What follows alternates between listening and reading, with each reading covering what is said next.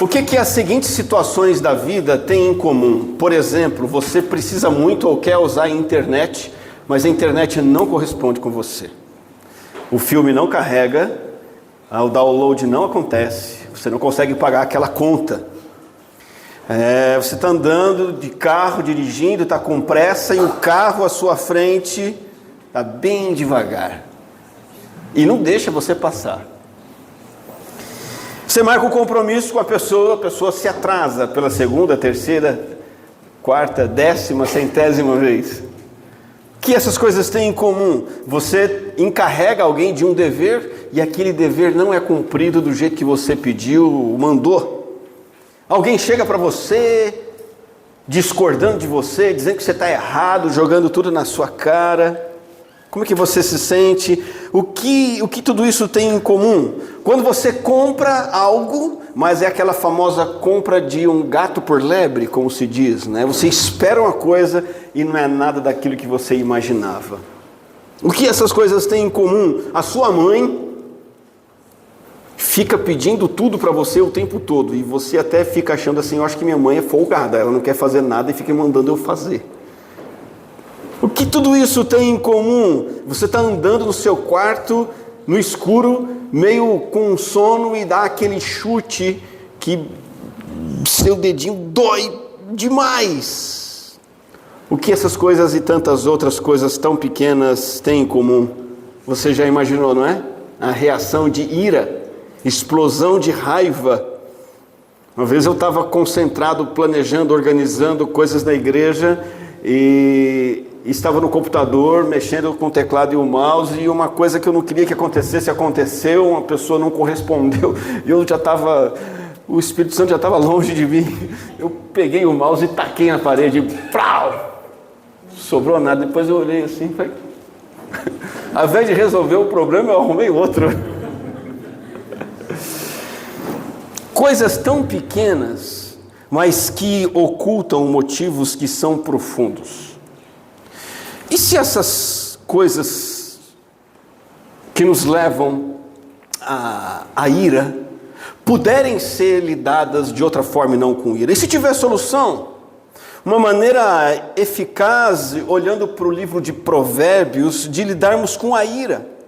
E eu quero ir direto ao ponto, começando a pensar com você no que é a ira, à luz do livro de Provérbios. A ira, à luz do livro de Provérbios, é uma irritação contra outra pessoa, basicamente isso. A maioria das vezes é contra alguém, uma irritação egocêntrica, às vezes é contra algo, por exemplo, o mouse que você tacou na parede, mas a minha ira não era contra o mouse, era contra a pessoa, que se a pessoa estivesse do meu lado eu teria tacado ela mesma na parede, né? Ira é isso. Alguém que te incomoda, te desagrada, e você tem o desejo então de punir essa pessoa, e às vezes até pune essa pessoa com atitudes. Provérbios capítulo 10, versículo 12 diz: o ódio provoca conflitos, mas o amor cobre todas as transgressões. Essa primeira parte de Provérbios explica o que é a ira. É algo que provoca conflitos. Aquela relação de educação e respeito que a gente tem que ter com a esposa, com o marido, com o filho, com o colega de trabalho, com o irmão da igreja. Essa relação de educação e respeito vai para a cucuia. Ela é trocada pelo quê? Você menospreza, desmascara a pessoa, você quer desacreditar a pessoa, humilhá-la, sempre com o intuito de realçar o que o outro tem de pior, fazer com que ele se sinta terrível. Então esse sentimento egocêntrico é um sentimento que ataca ao invés de abençoar. Esse é o caminho do desentendimento. Eu assisti um comercial antigo recentemente, eu achei interessante contar aqui o comercial da televisão americana. É muito simples, você vai imaginar, não precisa nem assistir. Uma picape preta sai da garagem para a rua, e ela entra na rua sem dar a preferência que deveria ter dado para uma outra caminhonete mais simplesinha, branca, que está passando. Então a caminhonete preta entra na frente, e a caminhonete branca, tem um motorista, ficou bravo, foi fechado, ele ultrapassa e fecha, e não contente com ultrapassar e fechar a caminhonete preta, ele para a caminhonete preta Os dois param. O motorista da caminhonete branca, muito bravo, ele sai da caminhonete, começa a gritar: sai do carro, eu quero conversar com você, e dá tapa na lataria do carro, e gritando, e bravo. E então a propaganda da televisão americana mostra que daquela picape preta, que na verdade é uma SUV preta grandona, sai nada mais, nada menos que o campeão mundial dos pesos pesados de boxe, Evander Holyfield, com cara de poucos amigos, um armário assim. O Jorge é pequenininho perto dele. O motorista da caminhonete branca ficou calmo rapidinho. E a propaganda termina dizendo assim: olha, evite brigas no trânsito, você nunca sabe quem vai encontrar pela frente. Pode ser um Evander Holyfield. Ira é isso, essa irritação egocêntrica sem racionalidade alguma. O que Provérbios diz sobre os estragos que a ira causa? Já dá para imaginar, à luz desse texto e de outros que vamos ver aqui. A ira, meus irmãos, povo de Deus, a ira é fonte de atritos com outras pessoas. Mas não somente isso, ela também traz outros pecados pessoais. Nós cometemos outros pecados por causa da ira. Provérbios 29, 22 diz o seguinte: a pessoa colérica provoca discórdias, e quem facilmente fica irado multiplica as transgressões. Olha que interessante, a pessoa irada, ela tem discórdia e ela também comete outras transgressões. Então, numa crise, numa situação difícil, a irritação ela só coloca mais lenha na fogueira. E veja, lembra, é importante dizer, ira não é só aquela explosão de raiva visível, de bater na lataria do carro, gritar. Existe também a raiva silenciosa, né? Você talvez seja um desses ou conhece alguém que tem aquela ira que é silenciosa. Está com raiva, mas você não grita. Você trata com indiferença. Você está bravo, mas você não parte para cima. Você é desagradável, crítico, distante. Ou porque você é uma pessoa irada, você não consegue elogiar e agradecer. É muito pouco diplomático, prefere ficar no seu canto, acuado, retraído. Ira enrustida. Palavras ríspidas, faladas assim baixinho, sabe? Mas que machucam. Muitas vezes a ira enrustida, silenciosa, ela é mais perigosa. Então, a ira causa muitos estragos. O irado não consegue compreender o outro, nem tem empatia, faz julgamentos errados, gera desentendimento, destrói o espírito de equipe. Em qualquer ambiente onde há uma equipe, seja família, seja trabalho, a ira estraga tudo, acaba com a cooperação, traz outros pecados, é a porta de entrada para outros pecados, gera atitudes precipitadas, você se arrepende muitas vezes o resto da vida por aquela atitude precipitada, faz surgir ofensas, violências e também é a causa de muitas mortes no mundo todo. Isso mesmo, mortes. Muitos assassinatos acontecem por causa de ira acumulada, não tratada. Que preço que precisa ser pago pela ira? Nós já sabemos o que ela é e já vimos os estragos que ela causa. A ira precisa ser castigada. E esse é um desígnio do próprio Deus. Provérbios 19 diz: aquele que se deixa levar pela ira terá de sofrer o castigo, porque se você o livrar, terá de livrá-lo de novo.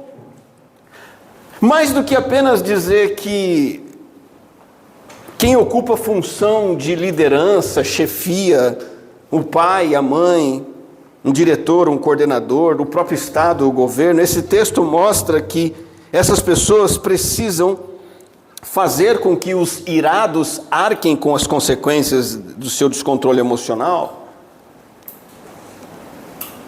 Mais do que isso, esse texto também está mostrando que é isso que Deus pensa e como Deus reage à ira.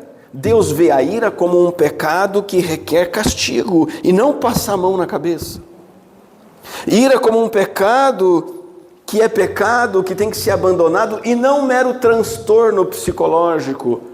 Não é um temperamento diferente que a pessoa tem. Não, é pecado.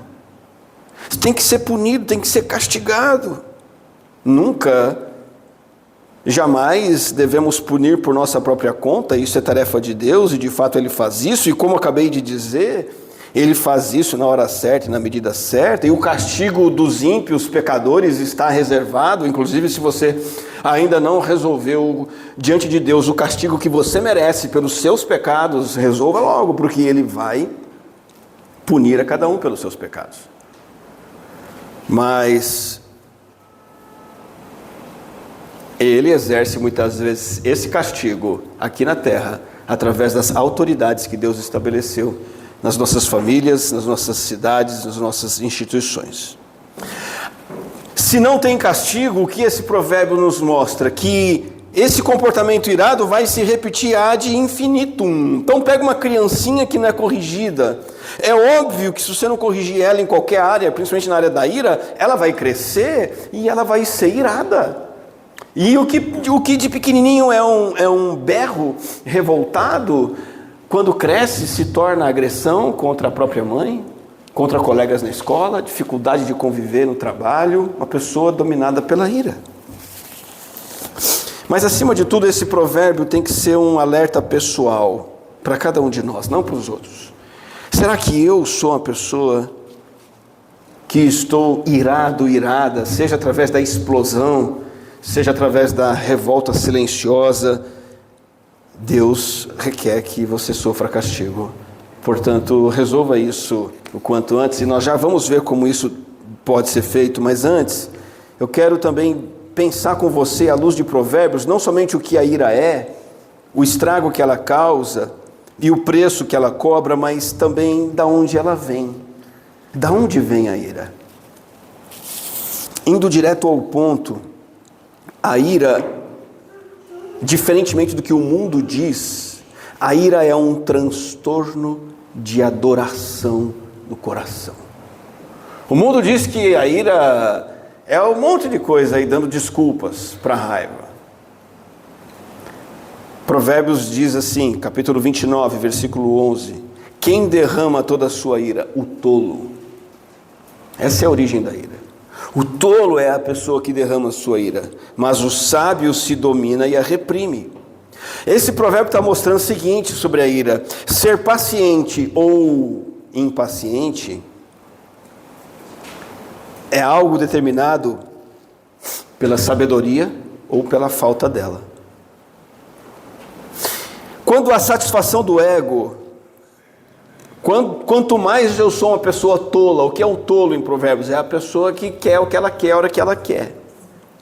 Quanto mais a satisfação do meu ego é a razão pela qual eu vivo, é o motivo da minha alegria, é o tema dos meus pensamentos, é o que eu desejo, é o que eu sonho, e essa satisfação não ocorre, com certeza não ocorre, nós não temos uma vida em que as coisas saem do nosso jeito o tempo todo. Aliás, poucas vezes as coisas saem do nosso jeito. A reação vai ser essa ira maligna. Por isso o tolo é assim. O compromisso dele é com o próprio ego. Esse é o transtorno de adoração. Ele não está comprometido com o Senhor e com a vontade do Senhor. Lembrando, o que é essa sabedoria? O que é ser sábio? O sábio em Provérbios é aquele que teme o Senhor. O que é temer o Senhor? Temer ao Senhor é esse mix.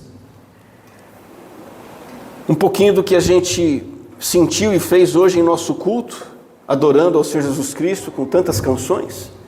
Isso é temor.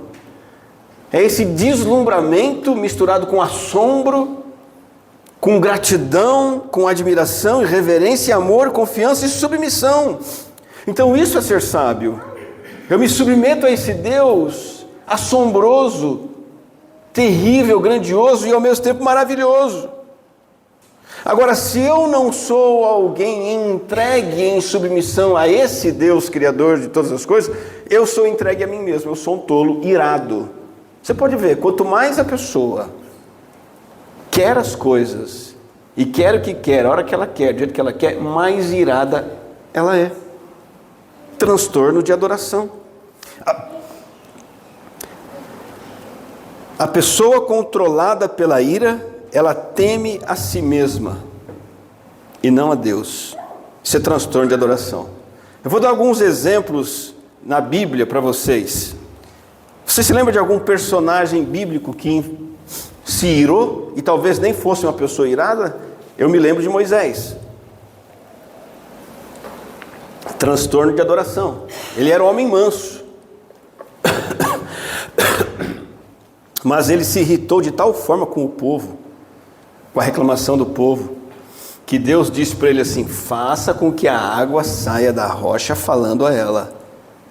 Moisés foi lá e logo deu umas cajadadas na rocha. Pá! E Deus fez a água sair, permitiu que a água saísse. Ira. Moisés estava adorando a Deus naquele momento? Ele estava preocupado com quem? Nem com o povo era. Ele estava preocupado consigo mesmo. Ele não estava gostando do que estava vendo. Saul. Por que Saul ficou irado tantas vezes? Porque ele adorava a si mesmo. Uma das situações de grande ira que levou Saul a planejar e tentar cometer assassinato contra Davi. Saul ficou revoltado como rei, porque o povo, e uma boa parte do povo, estava exaltando Davi. Olha como Davi é incrível, olha como ele é um guerreiro, olha quantos inimigos ele destrói, mais do que Saul. Mais do que Saul ouviu aquilo e ficou mordido de raiva. Se fosse no Nordeste, ele ia dizer assim: é hoje que eu mato esse cabo da peste. Transtorno de adoração. Está preocupado com ele, com o trono dele, com o que as pessoas pensavam dele. Moisés, Saul, tenho mais um aqui, Jonas. Um profeta do calibre de Jonas, um homem de diplomacia internacional, um homem que dialogava em Israel, dialogava na Síria, em Nínive, um homem impressionante. Perdeu a paciência por causa de uma planta que secou. Ficou revoltadíssimo, falou para Deus: Deus, me mata. Por quê? Porque a planta secou. É claro que a planta era a sombra que ele tinha naquele momento. Com o que é que ele estava preocupado? Com a sombra, com o conforto. E por isso a ira, a revolta, o desejo de morrer. Em todos esses casos e muitos outros, algum ídolo tomou o lugar de Deus, ocupou a proeminência de Deus no coração do irado. Entendeu isso? Vamos para a parte importante, acredito eu, do nosso sermão, que é como tratar esse negócio, como curar isso, o plano de ação para apagar o fogo destrutivo da ira, tratamento e cura. Em primeiro lugar, você precisa fazer uma demissão, demitir mesmo. Quem é patrão sabe o que é isso, mandar embora. Demissão. Destrone este ídolo do seu coração e devolva esse lugar onde estava o ídolo, devolva esse lugar ao Senhor. Quem que você precisa demitir hoje, que tem causado em você uma conduta, um comportamento irado? Quando você se irrita, o que provoca a sua irritação? Coração é uma fábrica de ídolos. O que mais a gente consegue colocar no nosso coração não é coisa boa não, é ídolo. É facinho de botar ídolo no coração. Vou dar alguns exemplos. Por exemplo, o ídolo do controle. Esse é um ídolo de controlar as coisas. É a irritação por não controlar uma situação. Então, você quer controlar a situação, a pessoa não chega na hora que você queria. Você é dado ao controle, mas o dever que você queria que fosse cumprido não foi cumprido do seu jeito. Você quer controlar, mas alguém discorda de você e quer propor algo diferente. Aí como é que a gente reage? As coisas não estão saindo como deveriam. Esse como deveriam é o quê? As coisas não estão saindo do meu jeito. Eu que tenho que controlar. Eu devia ter o controle disso. Que ídolo é esse? É a crença de que a minha felicidade, a minha segurança depende do meu controle. Nem é da soberania de Deus, é do meu controle. Então está aí um exemplo. Outro exemplo de ídolo. O conforto. O conforto é o quê? Todo mundo gosta de conforto. Mas quando eu penso que a vida sem problemas é um direito, quando eu penso que a base da minha felicidade é eu estar numa boa, quando eu penso assim, o meu bem-estar acima de tudo, isso é um ídolo. E como que esse ídolo atua? Irritação quando a zona de conforto é ameaçada por dificuldades, hein? O exemplo que eu dei. Você está lá querendo fazer alguma coisa na internet e a internet não corresponde. O seu conforto está sendo afetado. Como é que você reage? A tomada não funciona, né? O planejamento não saiu como desejado. Você taca o mouse na parede. O carro à frente não anda. A esposa pede ajuda para você numa hora que você não quer ajudar. Vai atrapalhar o seu conforto. O seu filho te dá trabalho pela enésima vez, atrapalhando o seu conforto. E você se sente incomodado. Você pensa assim, eu mereço uma vida mais fácil. Eu queria ter menos problemas, menos dificuldades. O ídolo do conforto é exaltado ali, ele aparece ali, aí vem a ira como consequência. Tem mais um ídolo. A gente pode chamar ele de o ídolo da aprovação, o ídolo do valor próprio. Eu tenho que ser valorizado, aprovado, aprovada. A irritação que vem desse ídolo é a irritação que vem da crítica, de ser rejeitado, de ser desrespeitado. Então, um colega critica você no trabalho, o chefe. Tem um evento, uma atividade, um programa, não te chamam. Me deixaram de lado. Ou você se sente desvalorizado por alguma forma, de alguma forma, o pastor não falou comigo, não deu importância para o meu problema. Opa, aprovação. E aí, qual é a manifestação disso? Como é que pode pensar isso de mim? Como que pode não se importar comigo, não perguntar como eu estou, não me convidar? Valor próprio, construído sobre o que os outros pensam de mim, em vez de se basear no amor que Cristo tem por mim, a autoestima ferida, em busca de aprovação, gera ira, briga, problemas. Tem mais um ídolo. A gente já falou de controle, conforto, aprovação. Tem o ídolo da justiça própria. É a irritação porque eu sinto que fui injustiçado de forma indevida. Então, por exemplo, alguém foi promovido na sua frente no trabalho. Isso não é justo. Você trabalha há tanto tempo e não vem o bendito do aumento de salário. Isso não é justo.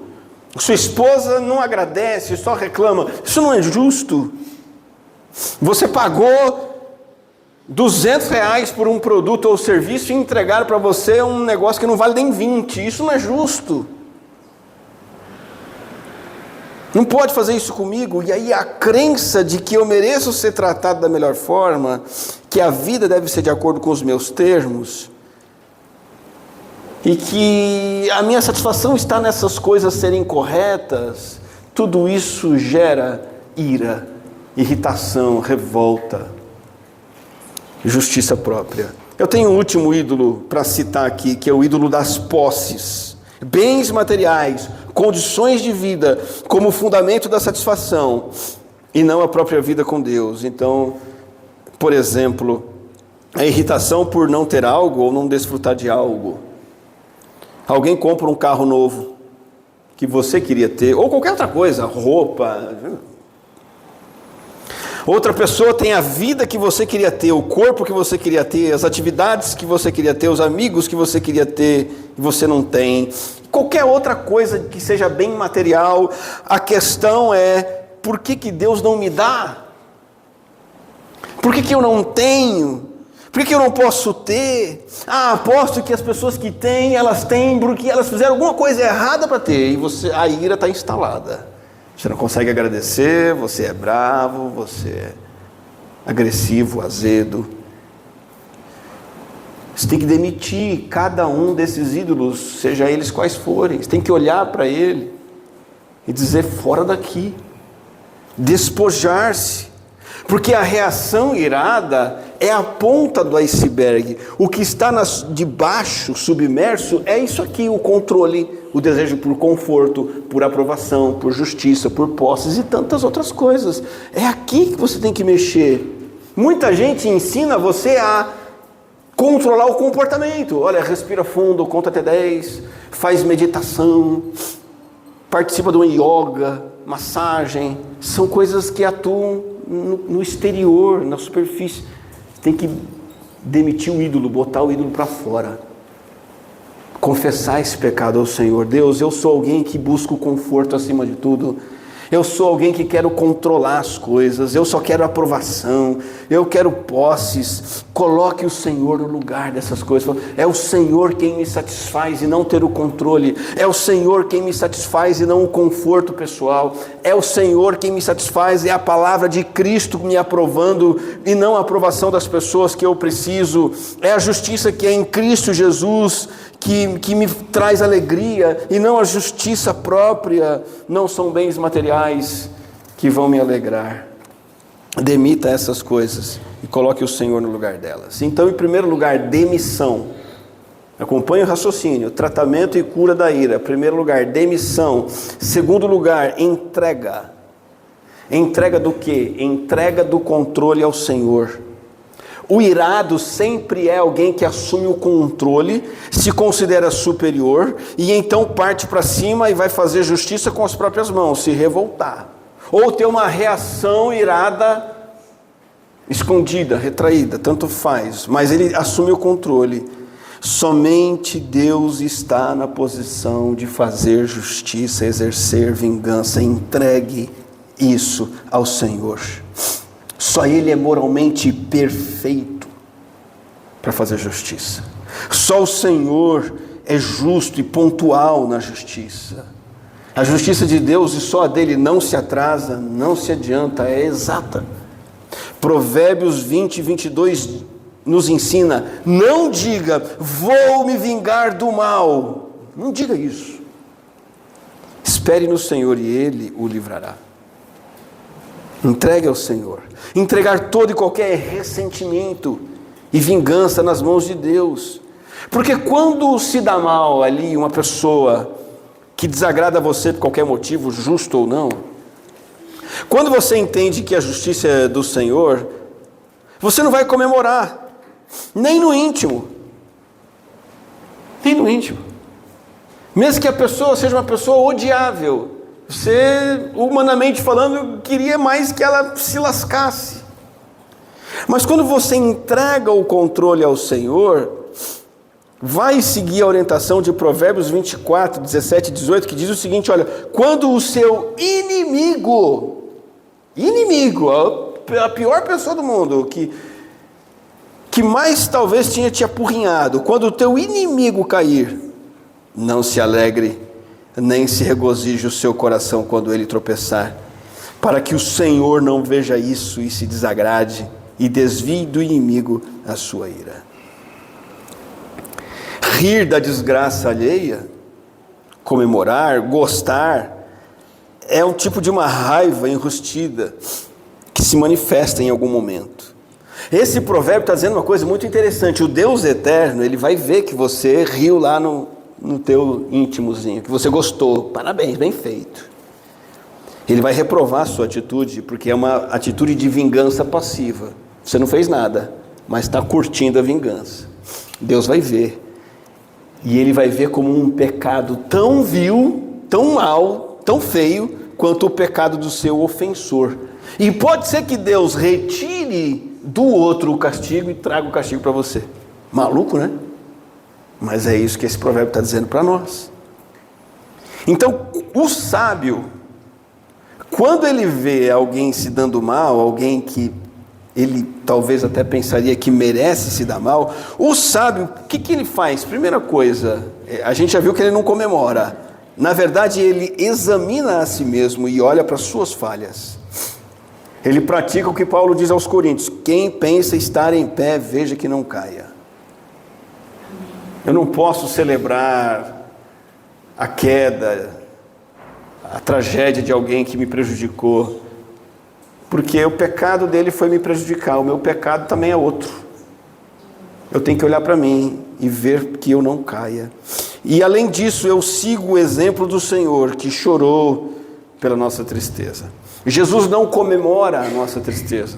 Jesus não fica feliz quando somos castigados e punidos ou sofremos pelos nossos pecados. Ao contrário, Ele veio aqui, tomou sobre si os nossos pecados, naquela cruz se sacrificou em nosso favor. Então, em segundo lugar, para tratar a ira, entrega para o Senhor a punição, a vingança.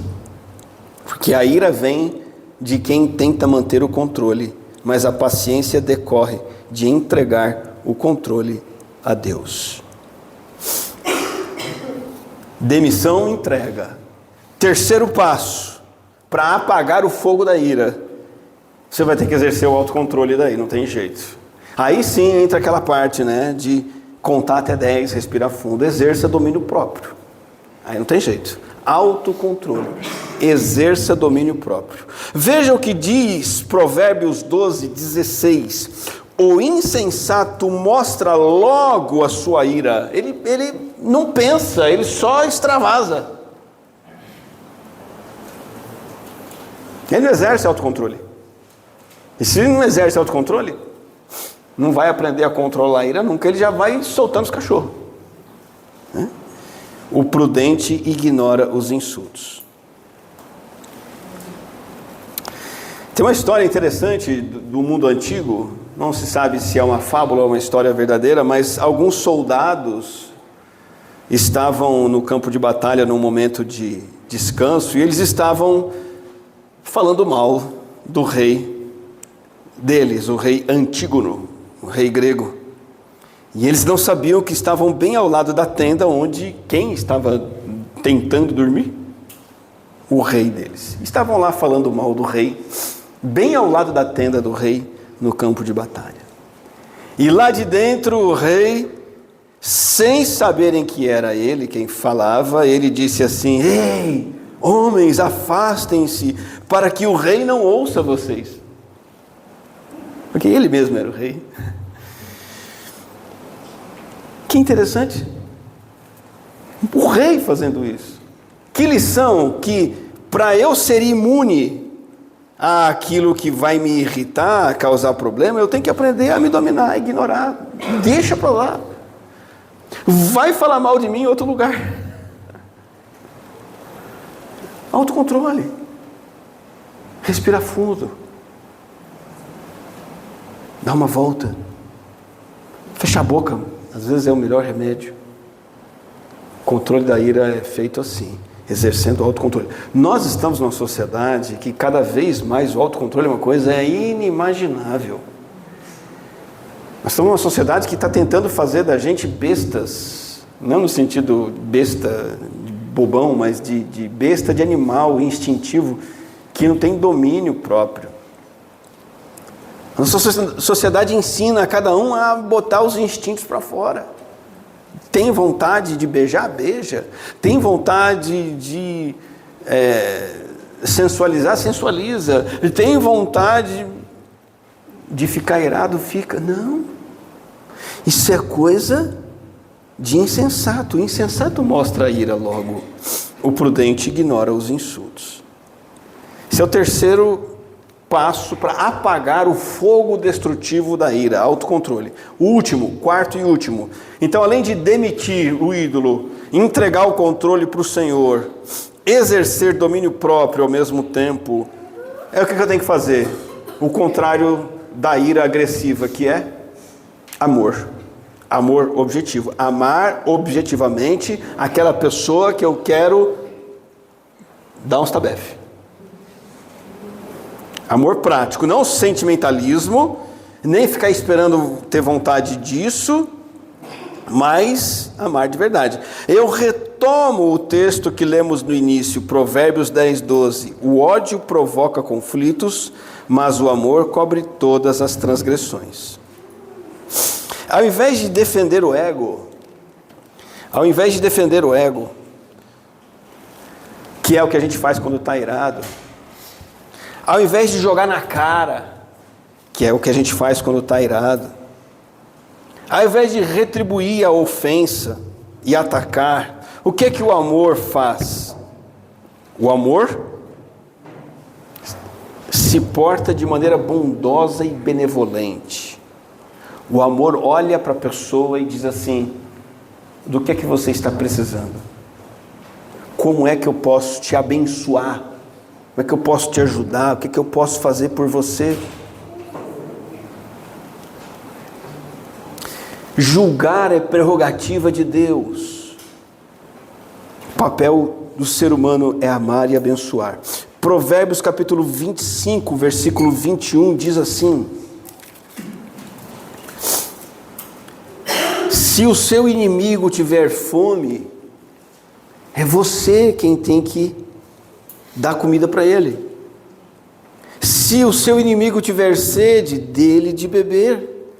Mas olha que interessante, porque assim, dando comida para o teu inimigo com fome e bebida para o teu inimigo com sede, você amontoará brasas vivas sobre a cabeça dele e o Senhor recompensará você. Interessante essa colocação. A ideia desse versículo é que você vai gerar um incômodo santo na pessoa que te prejudica. Essa é a ideia de brasas vivas sobre a cabeça. Que a pessoa vai se sentir incomodada, não pela tua vingança, não pela tua ignorância, não pela tua retribuição, mas pelo teu amor. Como assim ela vai sentir um incômodo mesmo te prejudicando? Porque ela não vai encontrar em você correspondência nenhuma no mal que ela está praticando.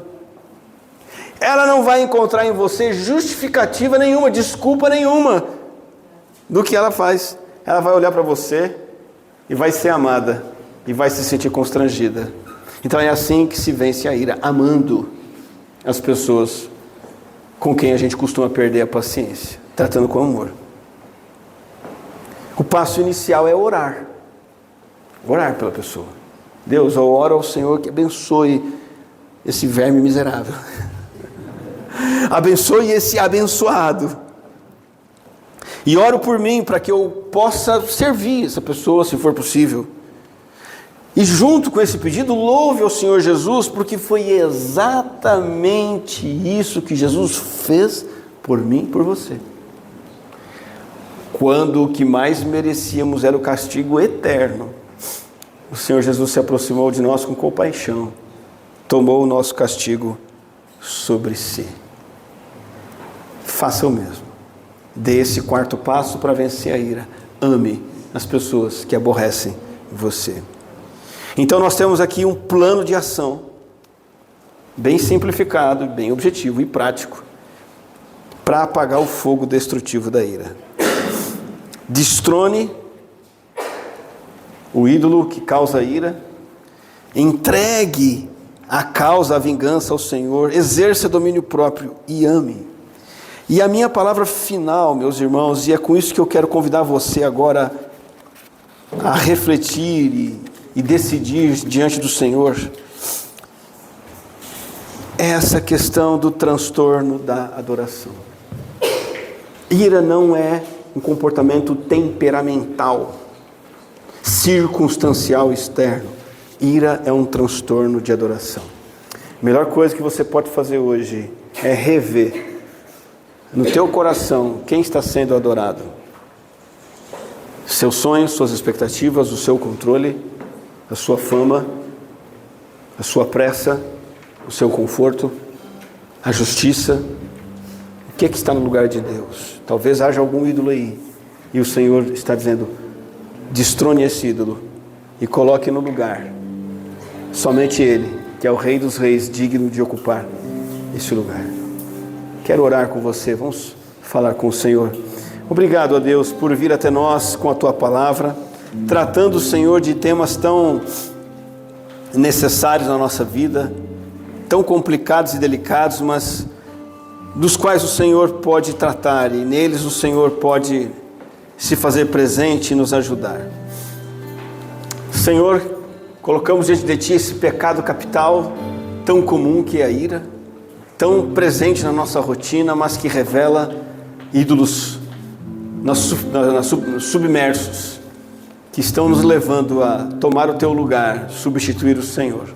Nesse momento nós queremos novamente renovar o nosso compromisso em temer o Senhor, admirar, reverenciar e honrar somente o Senhor.